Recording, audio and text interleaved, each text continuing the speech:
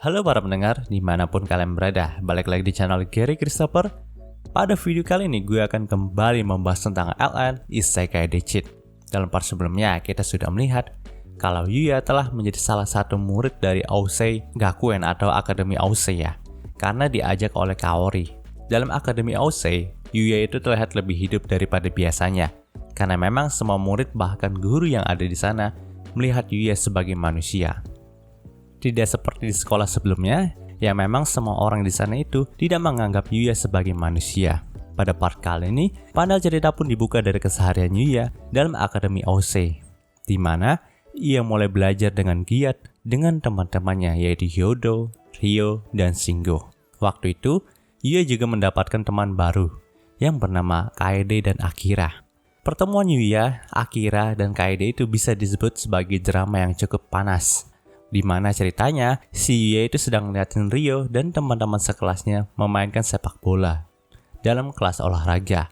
Dan waktu itu tendangan dari salah satu teman sekelas Yuya yaitu Akira melenceng ke arah pinggir lapangan dan hampir mengenai seorang cewek yang bernama Kaede.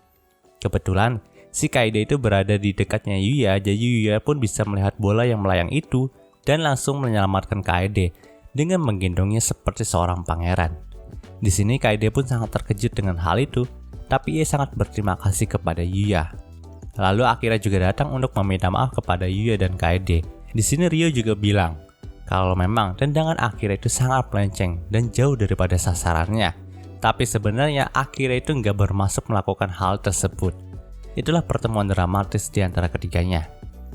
Nah, sewaktu pergantian jam pelajaran, si Kaede itu sempat ngomong kejadian yang tadi kepada Kaori karena memang dia sangat kagum dengan tindakan dari Yuya yang menyelamatkannya.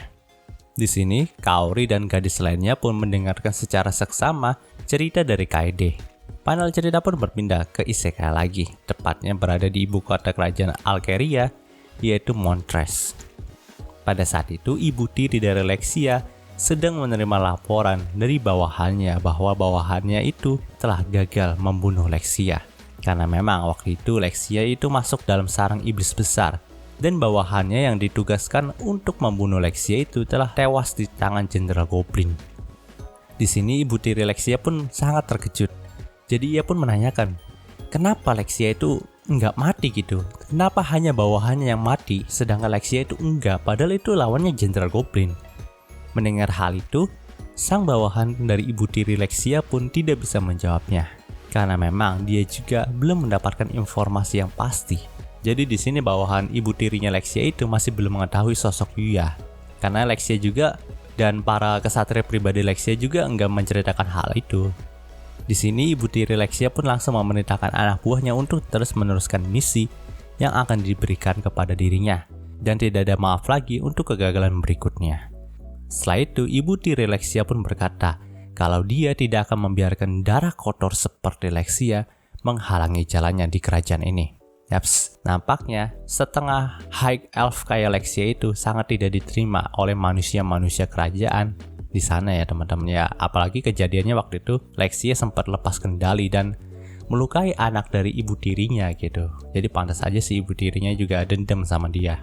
Oke, kita lanjut. Panel cerita pun berpindah ke karakter Lexia yang baru saja terbangun dari pingsannya. Di sini Owen sang kesatria pribadi dari Lexia pun langsung mendekatinya dan menanyakan keadaannya. Mendengar hal itu, Lexia pun berkata kalau dirinya itu nggak terluka sama sekali. Tapi memang dia masih sedikit shock dengan kejadian yang baru saja dialaminya. Melihat hal itu, Owen pun sadar kalau dia harus mengubah pertanyaannya kepada Lexia karena memang pertanyaan awalnya tidak bisa dilanjutkan lagi. Di sini Owen pun bertanya, apakah Lexia itu masih ingat dengan kejadian yang menimpanya di sarang iblis besar itu?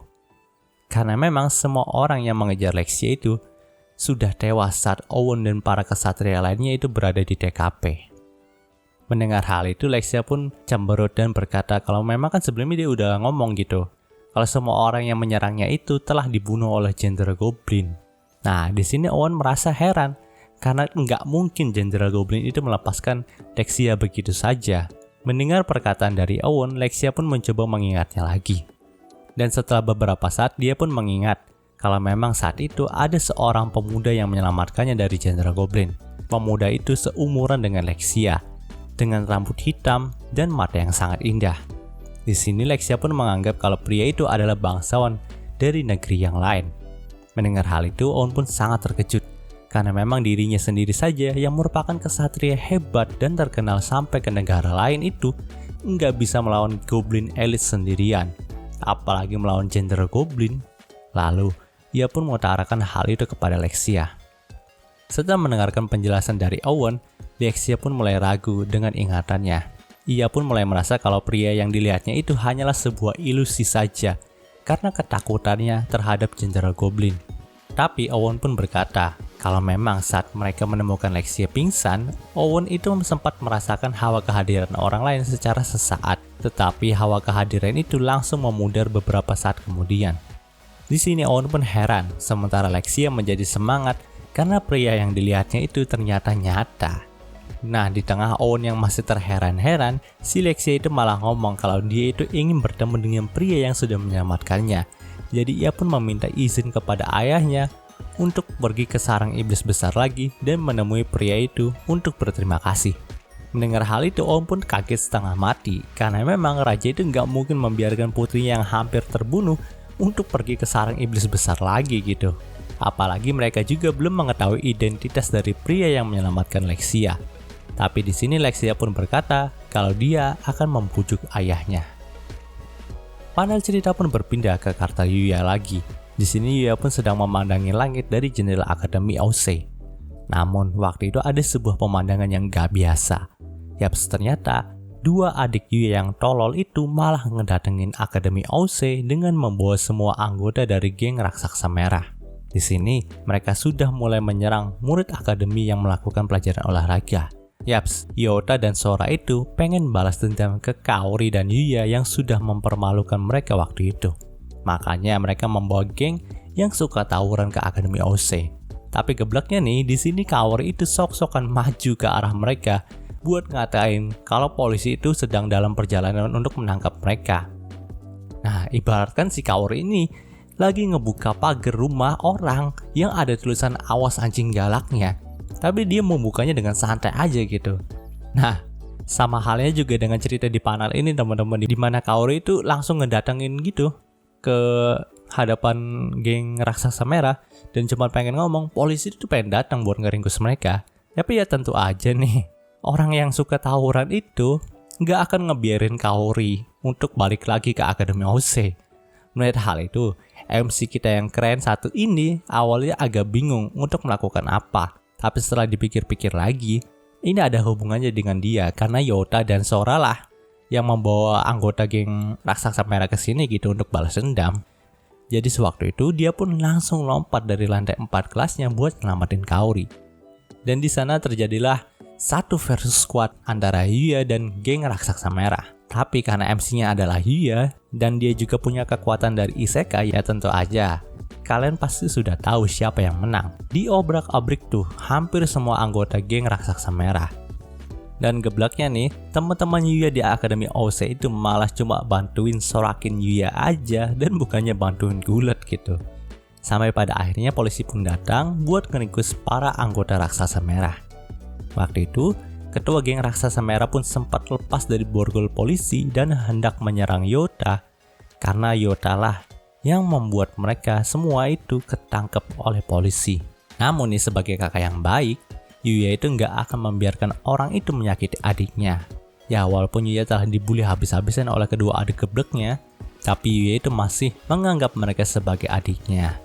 Jadi Yuya tidak akan membiarkan siapapun menyakiti Yota dan Sora. Kerusuhan itu pun ditutup dengan sorakan dari teman-teman Yuya yang tadi hanya menjadi penonton aja. Sayangnya Yota dan Sora itu ikut dibawa oleh polisi untuk memberi keterangan.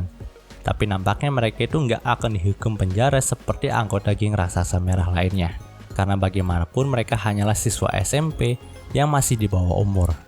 Di sini Kaori pun sangat berterima kasih kepada Yuya karena telah menolongnya. Panel cerita pun sedikit berpindah lagi ke manajer dari Miwa, seorang model cantik yang pernah melakukan sesi pemotretan bersama Yuya. Di sini ternyata sang manajer itu telah mencari semua data tentang Yuya dan ia juga hendak menjadikan Yuya itu sebagai seorang artis pasangan dari Miwa. Mendengar hal itu, Miwa dan sang fotografer Hikari pun tidak bisa berkata apapun lagi. Ya karena memang menurut mereka si Yuya juga sangat cocok untuk menjadi pasangan model bagi Miwa. Dan apalagi memang Miwa itu kayaknya punya rasa nih sama si Yuya. Jadi ya MC kita ini direbutin hampir 3 cewek loh. Lalu panel cerita pun berpindah lagi ke karakter Yuya yang sudah masuk isekai. Yaps, waktu itu Yuya kembali menjelajahi hutan dekat rumahnya atau bisa dibilang sarang iblis besar. Seperti biasanya nih, Yuya itu mengalahkan monster yang datang kepada dirinya dengan cukup mudah. Namun ada hal yang membedakan di sini, karena waktu itu Yuya pun bertemu dengan segerombolan kesatria yang melindungi wanita yang pernah ia selamatkan dulu dari genre goblin. Yaps, dia adalah Lexia.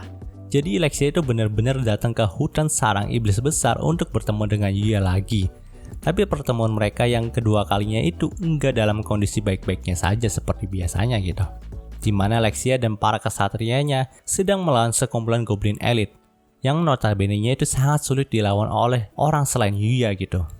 Bahkan Owen juga kan pernah berkata tadi kalau dia sendiri aja itu nggak mungkin bisa mengalahkan goblin elit. Jadi mau nggak mau Yuya pun langsung menolong mereka. Tapi dalam hatinya si Yuya pasti bisa ngomong gini nih, wah waktunya buat pamer kekuatan lagi nih biar dapetin satu lagi cewek di isekai.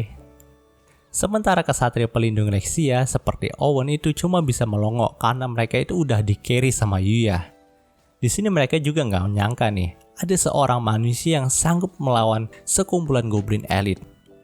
Nah, sewaktu sudah menyelamatkan Lexia dan para kesatria pelindungnya, Yuya itu berniat mau langsung cabut aja dari sana. Tapi nggak disangkanya si Lexia itu malah meluk tangannya Yuya dan berkata, "Nikah yuk mas." Yuya pun dibikin pusing lagi, karena baru ketemu 2 kali aja si Lexia itu udah ngajak kawin. Dan cerita di part ini pun berakhir. Oke, mungkin ini adalah pembahasan singkat dari Isekai Dechit-nya. Nanti gue akan lanjutkan lagi di kemudian hari ya teman-teman. Pasti akan cepet kok pembahasan ini. Sengaja gue potong-potong biar sedikit, biar gue juga mungkin bisa setiap hari update-nya gitu. Terima kasih telah mendengarkan sampai titik ini. Gue Gary Christopher, signing off.